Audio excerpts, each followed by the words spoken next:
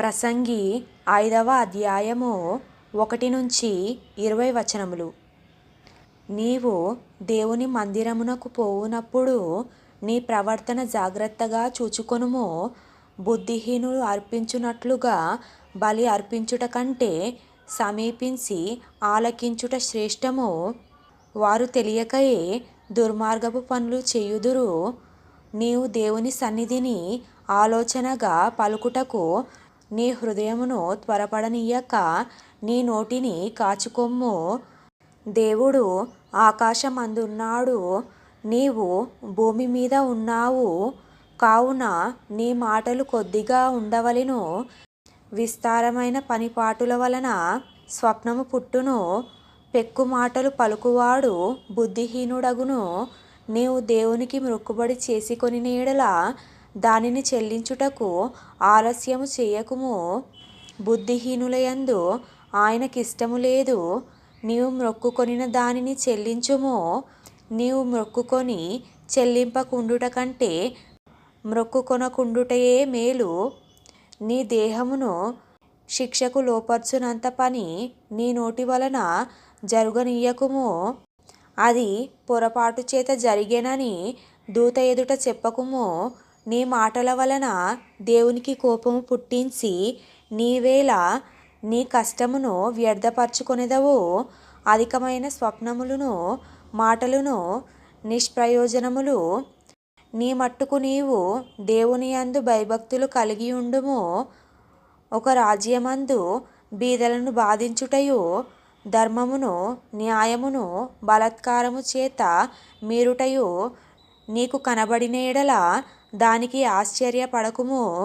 అధికారము నొందిన వారి మీద మరి ఎక్కువ అధికారము నొందిన వారున్నారు, మరియు మరి ఎక్కువైన అధికారము నొందినవాడు వారికి పైగానున్నాడు.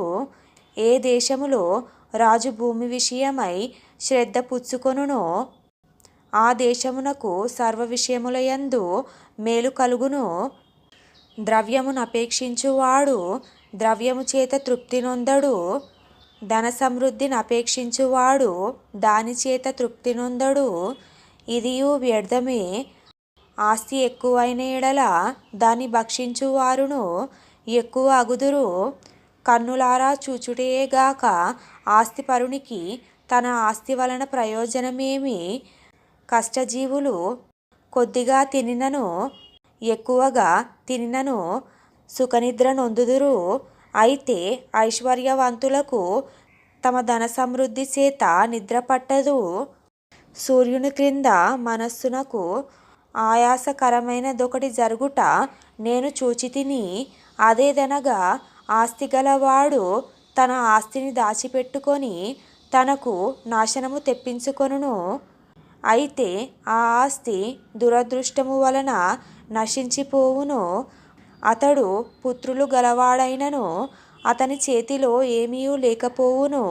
వాడు ఏ ప్రకారముగా తల్లి గర్భము నుండి వచ్చెనో ఆ ప్రకారముగానే తాను వచ్చినట్లే దిగంబరిగానే మరలా పోవును. తాను ప్రయాసపడి చేసుకొనిన దానిలో ఏదైనను చేత పట్టుకొని పోడు. అతడు వచ్చిన ప్రకారముగానే మరలా పోవును. గాలికి ప్రయాసపడి సంపాదించిన దాని వలన వానికి లాభమేమి? ఇదియు మనస్సునకు ఆయాసకరమైనదే. తన దినములన్నీయు అతడు చీకటిలో భోజనము చేయును. అతనికి వ్యాకులమును రోగమును అసహ్యమును కలుగును. మరియు కోరదగినదిగాను చూడ ముచ్చటైనదిగాను నాకు కనబడినది ఏదనగా, దేవుడు తనకు నియమించిన ఆయుష్కాల దినములన్నీయు ఒకడు అన్నపానములు పుచ్చుకొనుచు తన కష్టార్జితమంతటి వలన క్షేమముగా బ్రతుకుచుండుటయే. ఇదియే వానికి భాగ్యము. మరియు దేవుడు ఒకనికి ధన ధాన్య సమృద్ధి ఇచ్చి దానియందు తన భాగము అనుభవించుటకును అన్నపానములు పుచ్చుకొనుటకును తన కష్టార్జితమందు సంతోషించుటకును వీలు కలగజేసిన యెడల అతనికి ఆ స్థితి దేవుని ఆశీర్వాదము వలన కలిగినదనుకొనవలెను. అట్టివానికి దేవుడు హృదయానందము దయచేసి ఉన్నాడు గనుక అతడు తన ఆయుష్కాల దినములను జ్ఞాపకము చేసుకొనడు.